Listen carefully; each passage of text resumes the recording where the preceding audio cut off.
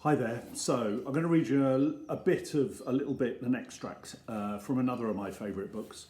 This one is Tales of a Fourth Grade Nothing by Judy Blume, and it's about a family in America. They live in New York, and this is Peter. He's the older brother, and that's his pet turtle called Dribble, and that's his little brother called Farley Drexel Hatcher, or Fudge, as everyone calls him. This one's called The Family Dog. I learnt to stand on my head in gym class. I'm pretty good at it too. I can stay up for as long as 3 minutes. I showed my mum, my dad and Fudge how I can do it right in the living room. They were all impressed, especially Fudge. He wanted to do it too. So I turned him upside down and tried to teach him, but he always tumbled over backwards. Right after I learnt to stand on my head, Fudge stopped eating. He did it suddenly. One day he ate fine and the next day nothing. No eat, he told my mother. Fudge is 2, by the way. She didn't pay much attention to him until the 3rd day when he still refused to eat. She got upset. You've got to eat, Fudgy, she said. You want to grow up big and strong, don't you? No grow, Fudge said. That night, my mother told my father how worried she was about Fudge.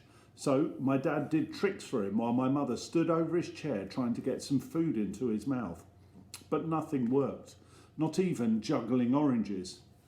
Finally, my mum got the brilliant idea of me standing on my head while she fed Fudge. I wasn't very excited about standing on my head in the kitchen. The floor is really hard in there, but my mum begged me. She said, it's very important for Fudge to eat, Pete. Please help us. So I stood on my head. When Fudge saw me upside down, he clapped his hands and laughed. When he laughs, he opens his mouth. That's when my mother stuffs some baked potato in. But the next morning I put my foot down. No, I don't want to stand on my head in the kitchen or anywhere else, I added. And if I don't hurry, I'll be late for school. Don't you care if your brother starves? No, I told her. Peter, what an awful thing to say. Ah, he'll eat when he gets hungry. Why don't you just leave him alone? That afternoon when I came home from school, I found my brother on the kitchen floor, playing with boxes of cereals and raisins and dried apricots. My mum was begging him to eat. No, no, no, Fudge shouted. He made a terrible mess, dumping everything on the floor. Please stand on your head, Peter, my mother said. It's the only way he'll eat. No, I told her. I'm not going to stand on my head anymore. I went into my room and slammed the door. I played with Dribble until supper time. Nobody ever worries about me the way they worry about Fudge. If I decided not to eat, they'd probably not even notice. That night, during dinner, Fudge hid under the kitchen table. He said, I'm a doggy. Woof, woof, woof. It was hard to eat with him under the table, pulling my legs. I waited for my father to say something, but he didn't. Finally, my mum jumped up. I know, she said. If Fudge is a doggy, he wants to eat on the floor, right? If you ask me, Fudge never even thought about that, but he liked the idea a lot. He barked and nodded his head, so my mum put his plate and put it under the table. Then she reached down and stroked him like he was a real dog. My dad said, aren't we carrying this a little bit too far? My mother didn't answer. Fudge ate 2 bites of dinner. My mum was satisfied. After a week of having him eat under the table, I felt like we really did have a family dog. I thought how great it would be if we could trade in Fudge for a nice spaniel. That would solve all my problems. I'd walk him and feed him and play with him. He could even sleep on the edge of my bed at night. But, of course, that was wishful thinking. My brother is here to stay, and there's nothing much I can do about it. Grandma came over with a million ideas about getting Fudge to eat. She tricked him by making milkshakes in the blender. When Fudge wasn't looking, she threw in an egg. Then she told him if he drank it all up, there'd be a surprise in the bottom of the glass. The first time, he believed her. He finished his milkshake, but all he saw was an empty glass. There wasn't any surprise. Fudge got so mad he threw the glass down. It smashed into little pieces. After that, Grandma left.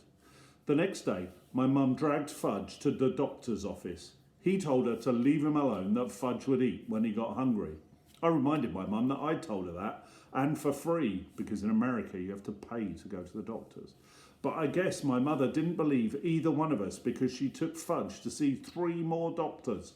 None of them could find anything wrong with him. One doctor even suggested that my mum cook his favourite foods. So that night my mum made lamb chops just for Fudge. The rest of us ate stew. She served him 2 little lamb chops on his plate under the table. Just the smell of them was enough to make my stomach churn and growl. I thought it was mean of my mum to make them for Fudge and not for me. Fudge looked at the lamb chops for a few minutes, then he pushed his plate away. "No," he said, "no chops." "Fudgy, you'll starve," my mum cried. "You must eat." No Fudge, no chops, cornflakes," said Fudge. "Want cornflakes." My mum ran to get the cereal for Fudge. "You can eat the chops if you want them, Peter," she told me. I reached down and helped myself to the lamb chops. My mum handed Fudge his bowl of cereal, but he didn't eat it. He sat at my feet and looked up at me. He watched me eat his chops. "Eat your cereal," my dad said. No eat cereal," Fudge yelled. My dad was really mad. His face turned red. "Fudge, you will eat that cereal or you will wear it." This was turning out to be fun after all, I thought, and the lamb chops are really tasty. I dipped the bone in some ketchup and chewed away. Fudge messed around with his cereal for a minute. Then he looked to my father and said, "No eat! No eat! No eat!" My father wiped his mouth with his napkin, pushed back his chair and got up from the table. He picked up the bowl of cereal in one hand and Fudge in the other. He carried them back into the bathroom. I went along to see what was going to happen. My dad stood Fudge in the bath and dumped a whole bowl of cereal right over his head. Fudge screamed. He sure can scream loud. My dad motioned for me to go back to the kitchen. He joined us in a minute. We sat down and finished our dinner. Fudge kept on screaming.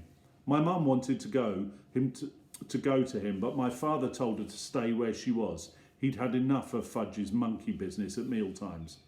I think my mum was really relieved that my dad had taken over. For once, my brother got what he deserved, and I was glad.